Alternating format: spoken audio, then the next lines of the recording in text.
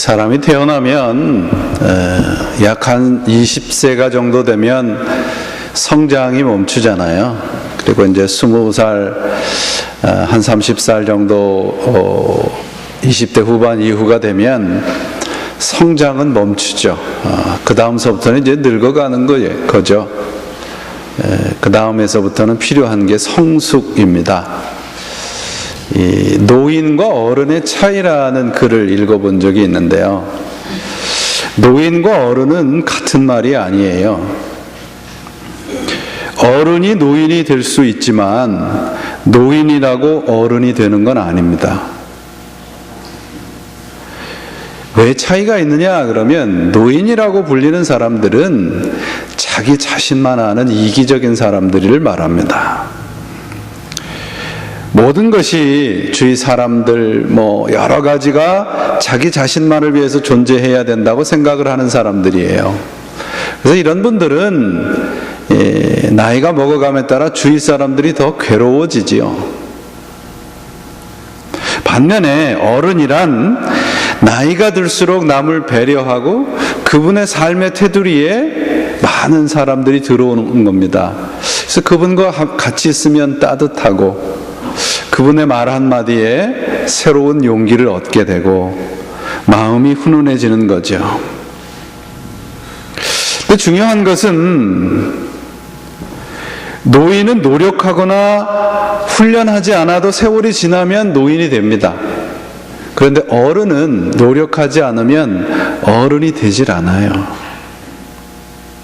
어떤 사회든 공동체이든 노인만 많아지면 그 사회나 공동체는 문제가 있습니다. 어른이 있는 곳은 공동체와 사회나 어른이 많으면 많을수록 그 공동체는 그런 사회는 건강해지는 것입니다. 어른과 노인의 차이는 그래서 살아온 세월의 길이 그 차이가 아니라 살아온 세월의 넓이와 깊이의 차이가 있습니다. 나만을 위해서 사는 사람들은 아무리 나이가 많아도 어른 대접을 절대 받을 수가 없습니다. 교인과 그리스도인들도 이렇게 구분이 됩니다. 참 그리스도인들은 나만을 위해서 예수 그리스도를 이용하지 않습니다. 내 욕심과 욕망을 채우기 위해서 예수 그리스도를 믿는 사람들은 아무리 오래 믿어도 그런 사람들은 그리스도인이라고 인정하지 않습니다. 교인은 될 수 있겠죠. 여러분, 교인의 신분으로는 구원을 받을 수가 없습니다. 그리스도인이 되어야 하지요. 사도 바울은 우리 그리스도인들을 향해서 너희는 빛이라 그렇게 말을 합니다. 그 빛의 열매는 착함과 의로움과 진실함이라는 겁니다. 착하다는 것과 의롭다는 것과 진실하다는 것의 공통점은 뭐냐 하면 내 편견이나 충동이나 욕망에 따라서 움직이지 않는다는 겁니다. 이런 것들은 행위가 아니라 성품을 말하는 것이죠. 빛의 사람들, 그리스도인들, 착한 사람들, 의로운 사람들, 진실한 사람들의 공통점은 이기적이 아니라 이타적이라는 것입니다.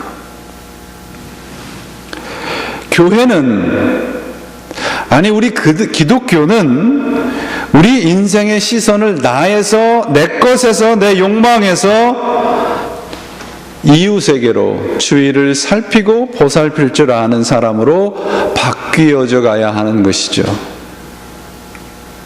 왜 교회들이 세상의 비난을 받는가? 나이가 먹어서 외형적으로 성장을 하고 커져 있는데 노인만 있지 어른이 없기 때문에 그런 건 아닌가요? 모두가 주여 주여 외치기만 할 뿐 주님의 뜻대로 살지 않기 때문입니다. 어른과 같은 교회, 어른이 있는 교회, 어른과 같은 그리스도인들이 필요할 때라고 생각을 합니다. 이런 분들은 깊이가 있고 성숙한 아름다움이 있어요. 커진다고 해서 좋은 건 아닙니다. 크다는 것과 비대해진다는 것, 성장한다는 것과 살이 찐다는 것은 다른 문제이잖아요. 우리 그리스도인들을 빛의 자녀라 부른 것은 내 빛이 얼마나 밝은지 세상에 자랑하라고 빛의 자녀로 만들어준 게 아니잖아요. 어두운 곳에 빛을 비춰주면 주위에 어둠이 없어지는 거예요. 그래서 사도 바울은 14절까지 신자들이 어떤 사람이어야 하는지, 어떻게 살아야 하는지를 우리들에게 다시 리마인드를 시켜줍니다. 그런데 신자로서 살아가는 구체적인 일들을 어떻게 해야 하느냐예요. 여러분, 믿음이라는 게 뭔가요? 믿음이란 말이 얼마나 추상적인 말인가 보세요. 교회는 어떤 곳인가 하면 그 추상적인 믿음이라고 하는 단어를 눈에 보이고 피부로 느끼고 손으로 만질 수 있도록 훈련시키는 것이 교회입니다. 우리가 그런 일을 하지 않으면 교회는 그저 추상적이고 관념적인 그런 공동체로 추락을 하고 말아요. 그래서 오늘 여러분들, 믿음이란 뭐냐? 이런 추상적인 믿음이라는 단어를 우리의 삶 속에서 보이고 실제적으로 보이는 일들을 해야 하는 것이에요. 그래서 15절을 보시면 그런즉 그렇게 시작을 합니다. 곧 우리가 빛의 자녀이므로 빛의 열매를 맺고 살아야 한다는 겁니다. 어떻게 해라는 겁니까? 그런즉 주의하라. 생각하여서 어떻게 행할 것인가 살펴보라는 말입니다. 21절까지, 오늘 15절부터 21절까지를 보시면 각 절마다 명령형의 단어들이 있어요. 주의하라, 아끼라, 되지 말라, 이해하라, 취하지 말라, 충만을 받으라, 화답하라, 노래하라, 찬송하라, 감사하라, 복종하라. 빛의 자녀로 어떻게 살아야 하는가를 아주 강력하게 말씀을 해주고 계십니다. 그래서 15절 말씀은 그런즉 제대로 알고 제대로 살라, 그런 말을 하고 있어요. 우리의 행함을 주의하라, 그런 말입니다. 행한다는 말은 행동을 말하는 게 아니라 삶을 말해요. 사람의 사람 됨됨을, 우리의 삶의 전체를 주의하라는 말입니다. 이 주의하라는 말의 뜻을 보니까 주위를 살피며 걸어라는 뜻이에요. 앞만 보고 나만 보고 달리지 말고 주위를 살피고 돌아보며 살아야 한다는 겁니다. 우리가 빛의 자녀로 산다는 것은 이웃을 살피며 산다는 말이에요. 그래서 믿음은 행동이고 언어고 삶의 방식이어야 합니다. 내가 걸어가고 있는 주변과 무관하게 사는 게 아니고요. 그저 예배당에 와서 주여 주여 하는 게 아니라 주위를 돌아보며 관심과 사랑을 베풀며 살아갈 책임이 바로 믿음입니다. 주위를 살피면서 살아가되 신중하고 아주 자세하게 행해야 하는 거예요. 우리가 신중해야 할 필요가 왜 있나 하면 신중하지 않으면 세상에 휩싸일 수 있기 때문에 그렇습니다. 여러분들, 요새는 얼마나 정보가 쏟아져 나오잖아요. 텔레비전, 인터넷. 우리가 조금만 관심을 기울이면 구글에만 들어가면 내가 필요한 거 다 있잖아요. 정보가 없고 지식이 없어서 우리가 할 일을 제대로 못하는 거 아니에요. 정보와 지식의 홍수의 시대에 살고 있습니다. 현대의 문제는 그럼 뭐냐 하면 지식이 없거나 정보가 모자란다는 게 아니라 정보와 지식이 지혜로 옮겨지지 않는다는 거예요. 믿음이 성숙되어 간다는 것은 지혜가 풍성해지는 것입니다. 바울이 지금 성경에서 이웃과 함께 살아가는데 있어서 필요한 것이 뭔가? 뭐라고 되어 있습니까? 오늘 본문에? 제 얼굴을 보지 말고 성경을 보셔야죠. 뭐라고 되어 있습니까? 어리석은 사람이 되지 말고 지혜로운 사람이 되라고 되어 있어요. 왜 우리가 우리가 지혜로운 사람이 돼야 하는가? 14절 우리 보시면 그리스도께서 우리에게 빛을 비추어 주셨기 때문이라는 거예요. 이 빛은 뭐냐 그러면 하나님 나라에 관한 지식과 하나님 나라에 대한 생각이 생겼다는 말이에요. 지식, 총명, 빛 이런 것들이 지혜로 나타나야 하는 겁니다. 지식이 없는 지혜, 지식, 총명은 의미가 없어요. 그러므로 지혜는 간단하게 말하면 내가 가지고 있는 지식과 총명함이 일상에서 응용되는 능력이에요. 좀 더 쉽게 말씀을 드리면 여러분들이 예배당에서 여러분들이 성경을 읽으시면서 배우고 익힌 것이 삶의 실력으로 드러나지 않으면 그건 빵점이에요. 그런 건 믿음이라고 하지 않아요. 그게 지식이 있는 믿음입니다. 어리석음이란 무식하다는 얘기가 아니에요, 여러분. 빛의 자녀들이 맺는 것을 열매라고 얘기하고 어리석은 사람들, 어두움의 사람들이 맺는 걸 일이라고 말씀을 했는데 그 일의 특징은 내 판단이나 충동에 따라서 움직인다는 겁니다. 성경에 보시면 어리석은 사람은 그 마음에 이르기를 하나님이 없다 하더라 그렇게 기록을 하고 있어요. 내 입이 아니라 마음에서부터 하나님이 없다는 말은 무슨 뜻인가 하면 내 마음대로 살겠다는 거예요. 내가 주인이라는 겁니다. 이런 사람들의 특징은 충동적이고 감정적이라는 거예요. 내 마음에 따뜻함을 주고 만족을 시켜주는 것이라면 무엇이든지 합니다. 찬양하고 우리 예배드리고 신앙생활하는 게 다 내 마음의 위로함, 내 충동을 억제시켜주는 것, 그런 것에만 목적이 있다면 조금 더 생각을 해보셔야 됩니다.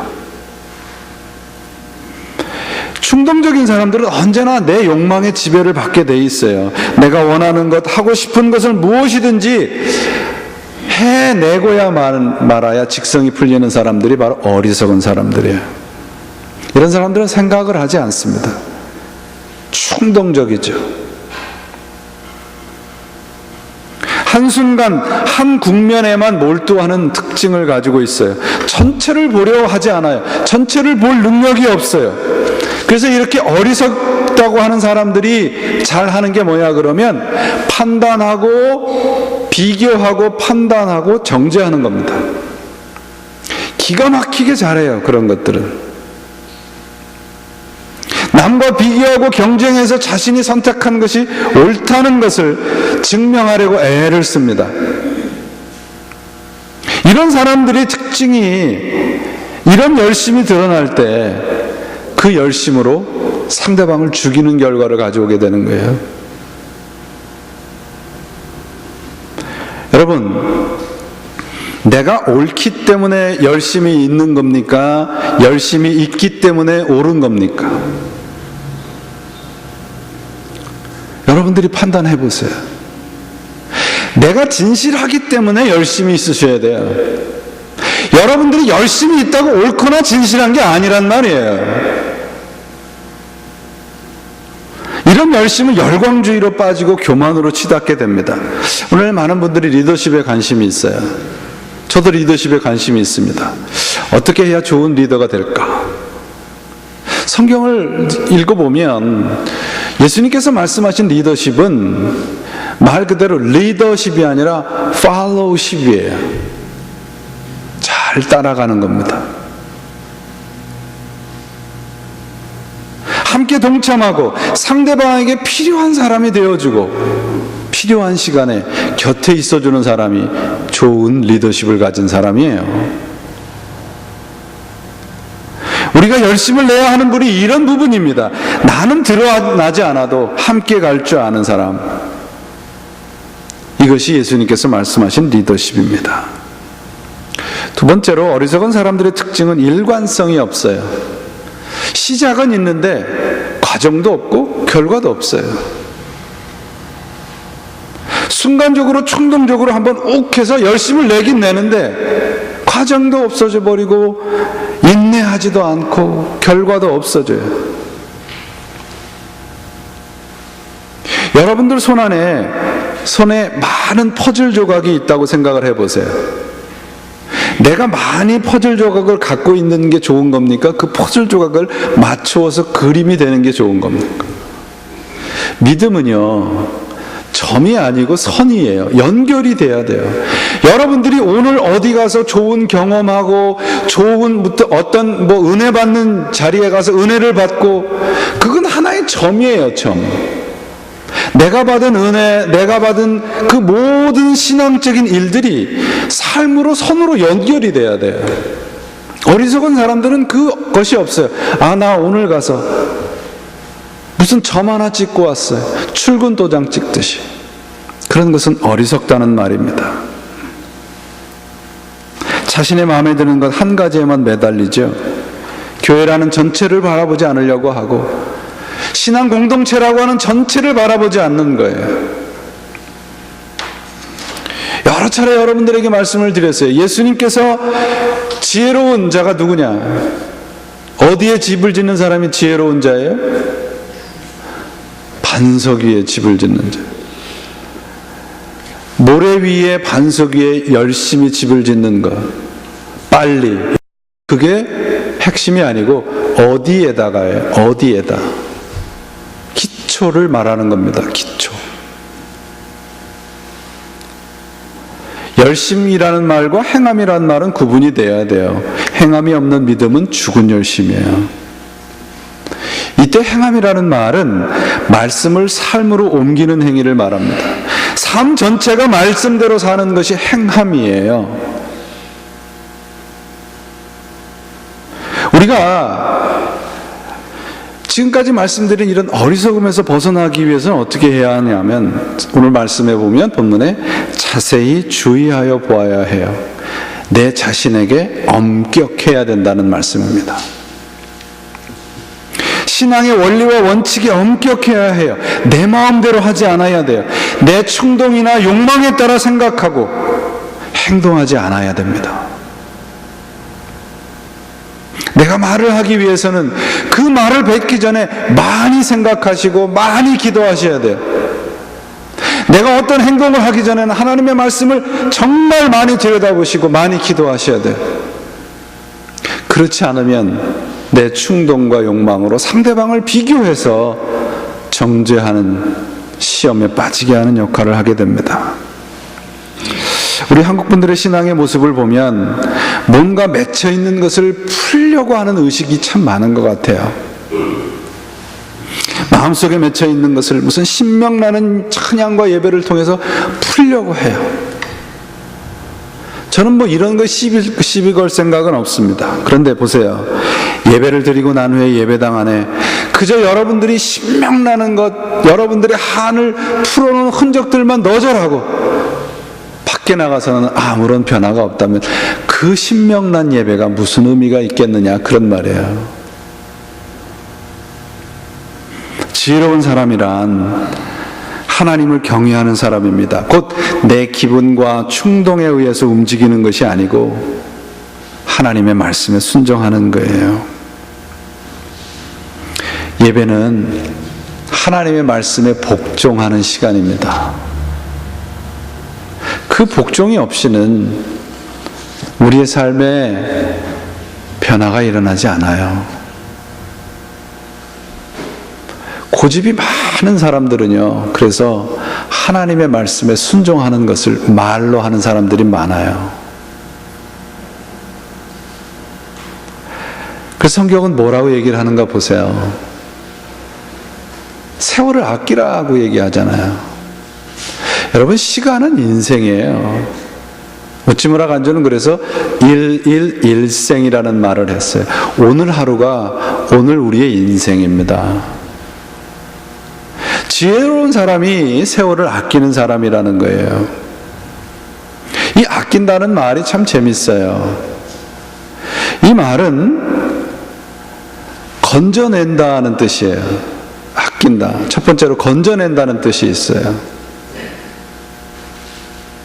왜 우리가 이 세상의 시간 속에서 하나님의 사람으로 시간을 건져내야 하는가? 그 이유가 때가 악하기 때문이라는 거예요. 그 세네카라는 사람이 말한 말 중에 재밌는 말이 있어요. 사람들은 항상 시간이 모자란다고 불평을 한대요. 그러면서 사는 모습을 보면 시간이 무작정 있는 것처럼 살아간대요. 세월이란, 성경이 말하는 시간, 세월이라고 하는 건 뭐냐면 opportunity예요. 기회예요. 우리에게 주어진 인생이라고 하는 시간을 하나님을 만나고 사귀고 그분의 놀라운 축복을 받는 것을 누리는 기회예요. 그 기회를 놓치시지 말라는 얘기입니다. 제가 시간이 인생이라는 말씀을 드렸는데요. 지난 한 주간 여러분의 시간을 어떻게 사용하셨나 보세요.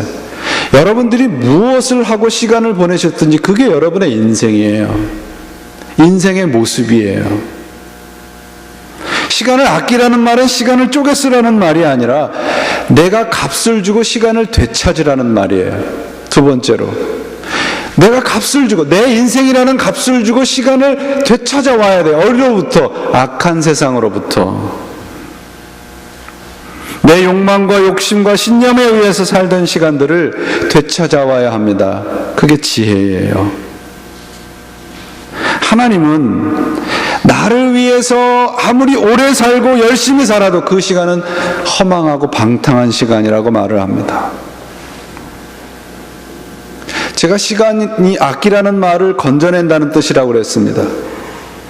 멀리 갈 필요도 없습니다. 지난 24시간 동안 여러분들은 24시간이라는 시간 속에 무엇을 건져내셨습니까? 저는 우리 인생이라고 하는 것이 영혼을 건져 올리는 낚시터라고 생각을 해요. 낚시 좋아하시는 분들 계시죠? 낚시를 가셔가지고 열심히 낚싯대에서 건져 올리는데 맨 쓰레기만 건져 올린다 그러면 여러분들 그 열심은 뭐라고 하겠어요? 인생이라고 하는 여러분들의 우리 시간이라는 낚시터에서 뭘 건져 오셨느냐? 성경은 묻고 있는 것이죠. 많은 사람들이 인생을 허망하다고 얘기를 해요. 어떤 글을 보니까 우리 인생은 처음서부터 무엇이 없는 인생이래요. 그래서 무슨 말인가 하고 들여다봤더니요, 10대는 철없는 인생이고요, 20대는 겁 없이 사는 인생이고, 30, 40대는 정신없이 사는 인생이고, 5, 60대는 빈틈없이 사는 인생이고요, 70대는 낙 없는 인생이고, 80대는 형편없는 인생이래요. 누가 썼는지 참 모르겠지만 이분의 인생은 참으로 형편없는 것 같아요. 시간을 건져 올리지 못한 사람의 불평 어린 투정이라고 생각을 합니다. 그 시간 속에서 뭔가 하나님과 관계된 영원한 것을 건져 올리지 못한다면 그 인생은 의미가 없습니다. 아침부터 저녁까지 정말 열심히 뛰어다녀도 그 열심히 뛰어다닌 그 인생에서 여러분들 무엇을 건져 올리셨어요? 돈? 명예? 권력? 안락함? 그 다음에 무엇입니까? 성경이 그 다음이 뭐냐고 묻는 겁니다. 절대적인 하나님과의 관계에서 건져 올리시는 것이 있어야 하는 거예요. 그래서 지혜로운 사람이란 어떤 사람인가 보세요. 오늘 본문 말씀해 보시면 주님의 뜻을 이해하라고 되어 있잖아요. 주님의 뜻을 제대로 알라고요. 주님의 뜻을 알고 사는 인생이 지혜로운 인생이라는 겁니다. 지혜롭다는 게 적당히 고상하고 적당한 신앙생활하고 적당히 도덕적이고 적당히 신앙적인 것이 아니라는 말씀입니다. 오늘 본문 속에서 말씀하신 것처럼 주님의 뜻을 아는 사람은 우리의 인생이라는 시간 속에서 하나님과 관계된 것을 건져 올리는 사람입니다. 내 뜻, 내 소원을 주님의 뜻과 같다고 착각하지 마세요. 시간은 바로 내 인생입니다. 그 말씀은 내 나에게 주어진 시간을 마음대로 살지 말라는 거예요. 마음대로 살지 않기 위해서는 18절 말씀처럼 술 취하지 말고 성령 충만해야 된다는 거예요. 내 마음대로가 아니라 성령의 인도함을 받아야 된다는 말씀입니다.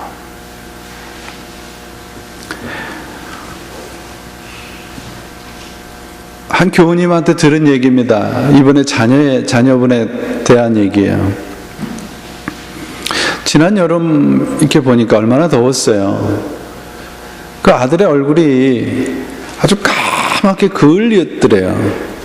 그래서 저 아이가 뭘 하길래 저렇게 까맣게 얼굴이 그을렸는가, 운동을 하나. 여름이 다 지난 다음에 그 이유를 알았답니다. 주말이 되면, 토요일이 되면 잔디 깎는 기계를 사가지고 동네에 혼자 사는 노인네들을 그 가정에 가서 잔디를 깎아주는 일을 한 거예요. 이 사람이 한가한 사람이 아니라는 거죠. 문제는 열심히 5일 동안 일하고 토요일은 하루 종일 가서 잔디를 깎아주는 겁니다. 아빠로, 남편으로, 부모님의 자녀로, 교회에서는 지도자로 한치의 오차도 없이 성실하게 살면서 그런 24시간을 그렇게 살았던 겁니다. 이 한여름에 이 사람이 건져 올린 게 뭘까요? 그의 인생 속에서 사랑입니다. 이웃에 대한 사랑을 건져 올린 거예요.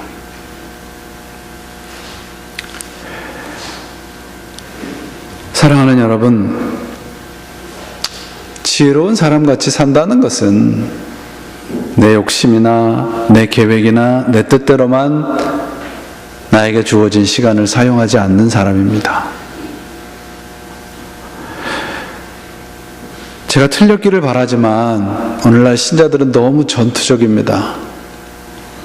예수 믿고 복받아서 이 세상에서 악착같이 누릴 거 누리면서 살려고 하는 결연한 의지를 믿음이라고 생각하는 것 같아요.